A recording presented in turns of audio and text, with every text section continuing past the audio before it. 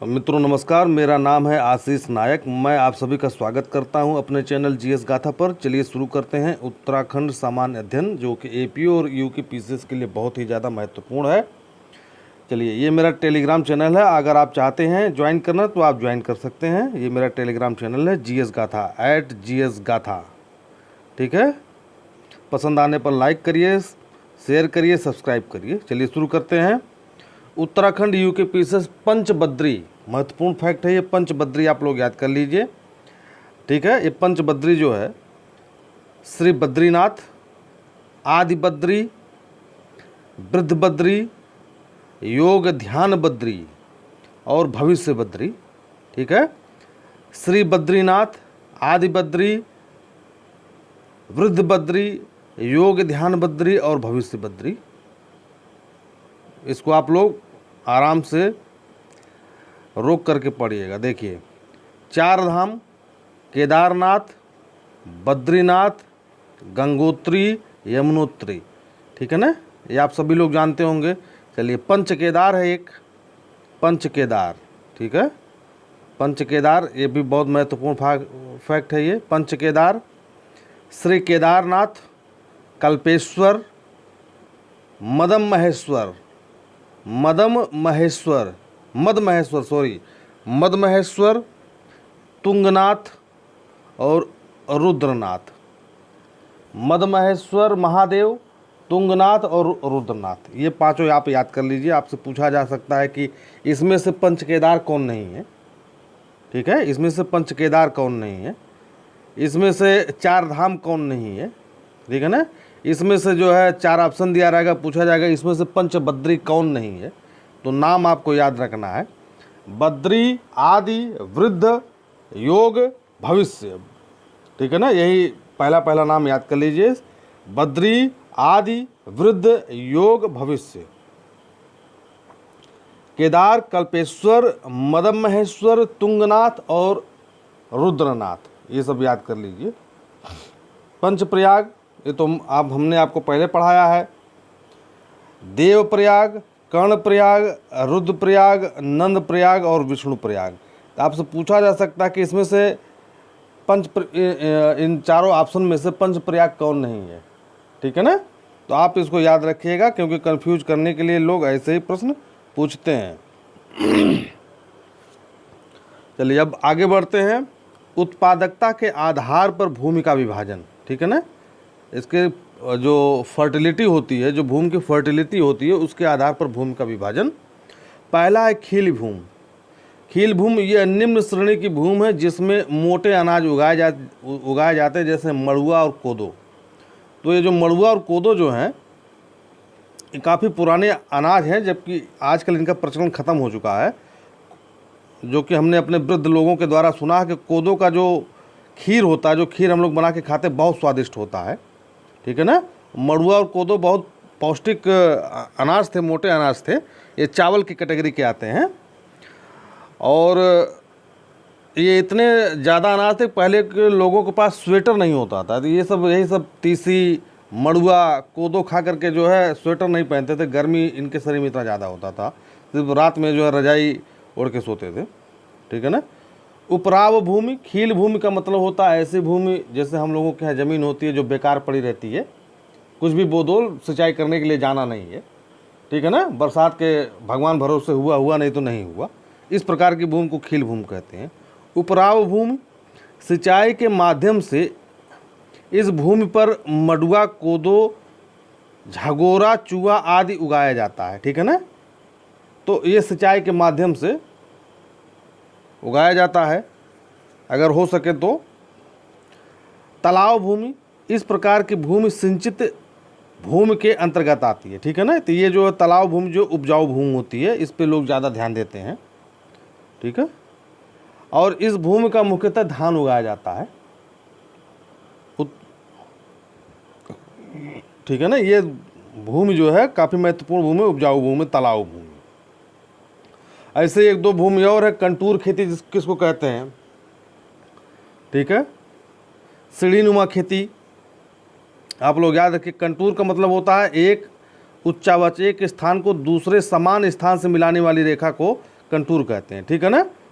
एक समान एक स्थान है और दूसरा स्थान है, और इन दोनों स्थान समान ऊंचाई की रेखा को मिलाने वाली रेखा को कंटूर कहते हैं, ठीक है ना। चलिए आगे बढ़ते हैं। उत्तराखंड राज्य में पहले स्थान पर गेहूं, दूसरे स्थान पर धान और तीसरे स्थान पर गन्ना उगाया जाता है। याद कर लीजिए क्रम, गेहूं, धान और गन्ना। क्यों गेहूं उगाया जाता पहले? क्योंकि हरित क्रांति आपने सुना होगा पश्चिम में ही, पश्चिम उत्तर प्रदेश, पंजाब और हरियाणा में जो है हरित क्रांति सबसे ज़्यादा हुआ, ठीक है ना। क्योंकि पंतनगर जो यूनिवर्सिटी है कृषि की, वो उधम सिंह नगर में ही है। बहुत बड़ी यूनिवर्सिटी है, 10-12 किलोमीटर की है, कृषि यूनिवर्सिटी है। नंबर 1 की यूनिवर्सिटी भी है कृषि के मामले में भारत में। चलिए आगे बढ़ते हैं। ऊपरी गंगा नहर जो उत्तराखंड की सबसे पुरानी नहर है, ध्यान से सुनिएगा इस फैक्ट को। ऊपरी गंगा नहर जो उत्तराखंड की सबसे पुरानी नहर है, इसका उद्घाटन डलहौजी ने किया था, ठीक है ना। इसका उद्घाटन जो है डलहौजी ने किया था। यह गंगा के दाहिनी तरफ से हरिद्वार से निकाली जाती है और कानपुर तक आती है। यानी कि हरिद्वार से कानपुर तक आती है, कम से कम 600 किलोमीटर के दूरी तय करती है, मान के चलिए। चलिए आगे बढ़ते हैं।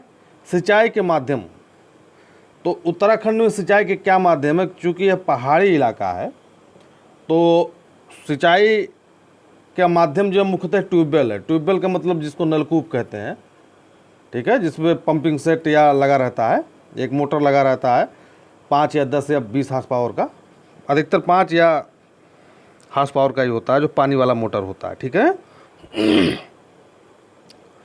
तो ये ट्यूबवेल है, पहले स्थान पर ट्यूबवेल से सिंचाई होती है। जैसे मान लीजिए तालाब है, खेत यहाँ पर है, या पहाड़ी इलाका है, ठीक है, पहाड़ी इलाका, मान लीजिए पहाड़ी इलाका, ऐसे ऐसे कुछ टापू टाइप का इलाका है, यहाँ पर तालाब है, यहाँ पर खेत है इसका, तो यहाँ से जो है पाइप लगा कर यहाँ सिंचाई कर सकता है ट्यूबवेल के माध्यम से, ठीक है।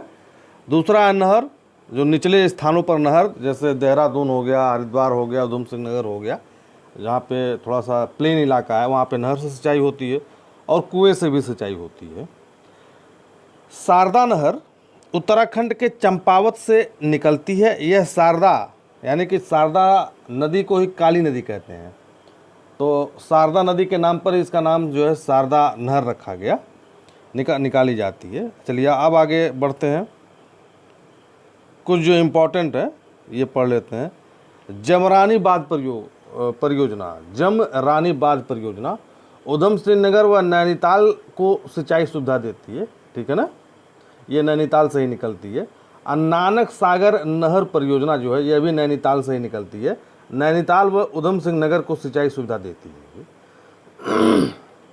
रामगंगा नहर, यह पौड़ी गढ़वाल के कालागढ़ के पास से निकलती है, पौड़ी गढ़वाल के कालागढ़ के पास, ये पास लिखा हुआ है, ठीक है, से निकलती है। उत्तराखंड व उत्तर प्रदेश में सिंचाई की सुविधा देती है ये।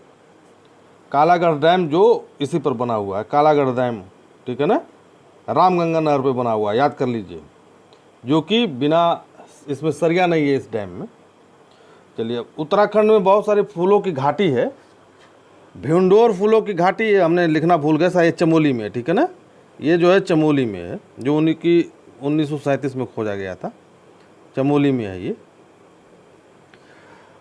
ये बहुत सारी फूलों की घाटियाँ, क्योंकि जो ऊपरी हिमालय पे जो है फूलों की घाटियाँ पाई जाती है। कारण ये है कि जब बसंत का टाइम आता है तो जो वहाँ पे मौसम, जो बर्फ़, जैसे जो ऊपर के हिस्से में जब बर्फ़ जमी रहती है, तो जब गर्मी का टाइम आता है, बसंत का टाइम आता है, तो वो बर्फ़ हटती है और वहाँ से बढ़िया बढ़िया फूल जो है उस इलाके में पैदा होते हैं, उस क्षेत्र में।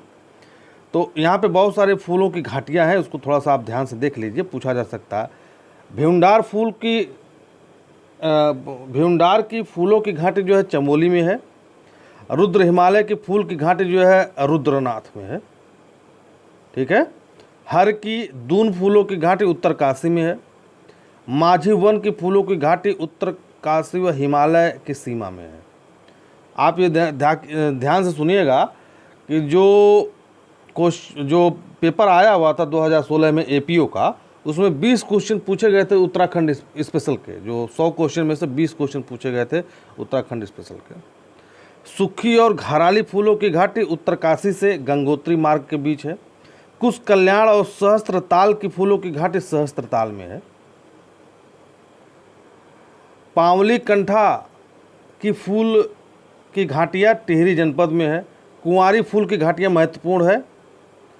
कुंवारी के पास कुंवारी एक पास है, कुंवारी पास भी है, ठीक है ना, जो तिब्बत और उत्तरकाशी के बीच है। वहाँ पर आली गुरसो की फूल की घाटी जोशी मठ के पास है, ठीक है।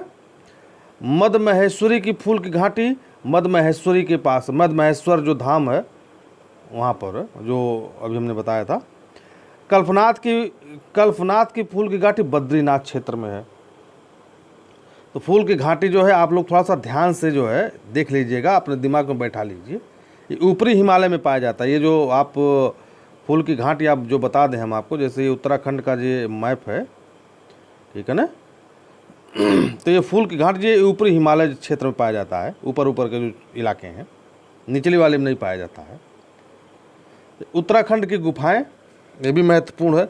बद्रीनाथ में जो है व्यास, गणेश, स्कंद, मुचकुंद और राम गुफा है। 1 2 3 4 5 गुफा बद्रीनाथ में है, ठीक है। श्रीनगर भक्तियाना में के पास है, भक्तियाना के पास है ये। गोरखनाथ गुफा है। पिथौरागढ़ गंगोली हाट के पास जो है इसमर गुफा और सुमेरु गुफा है, ठीक है ना। ये गंगोली हाट के पास है पिथौरागढ़ में। उत्तरकाशी में विशिष्ट गुफा है।